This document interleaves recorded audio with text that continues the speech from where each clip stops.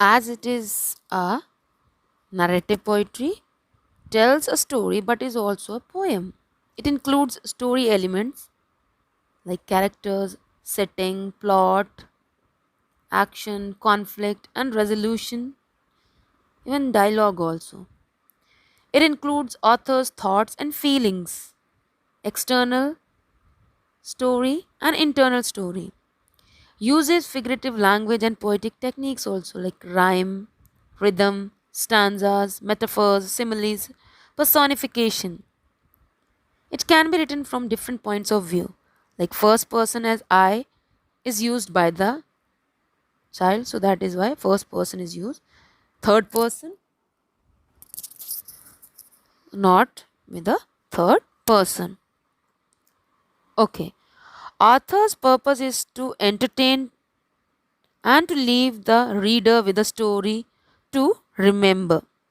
Now we are having figurative language in stanza 1, like spider's web, rusty hinges, creak. In stanza 2, we are having dusty, old window, cracked glass panes which you can see through your eyes. In stanza 3, we are having like chop off my head which you can observe, feel. As the poet's brother also told him that if you enter that shed, the ghost will chop off your head. In stanza 4, strange noises. Again, you can hear.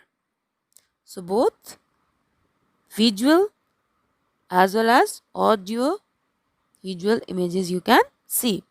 Some other literary aspects are like, first of all, the tone which is used by the poet, that is narrative, and he is inquisitive. He is curious to know what is about.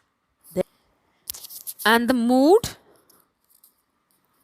is fearful, curious, and the theme, that is curiosity, is there in the poet from the beginning till end, and the wonderment is also there.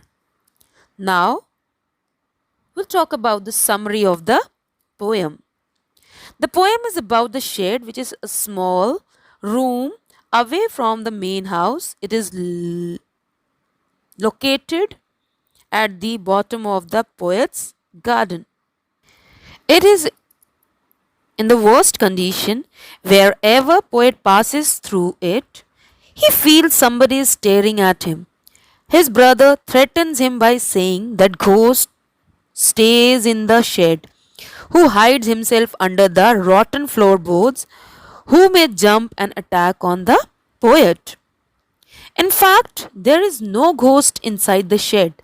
His brother tells him lie to keep the shed for his den. At last the poet overcome his fear by saying that he will enter the shed one day soon. Now children, we'll discuss about the central idea of the poem. The central idea of the poem, The Shed, is rationality and fearlessness. The poem teaches us that we should not believe in baseless and imaginative stories about ghosts and supernatural creatures, as these stories are mostly used by people for their own benefit. Children and young adults, therefore, should not believe in irrational beings like ghosts and various superstitions associated with them.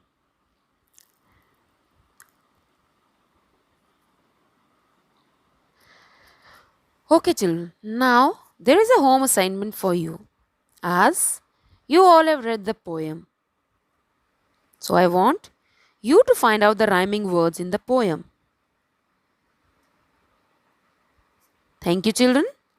Stay home, stay safe, and listen to your parents, whatever they are telling you to do, and take interest in your studies also.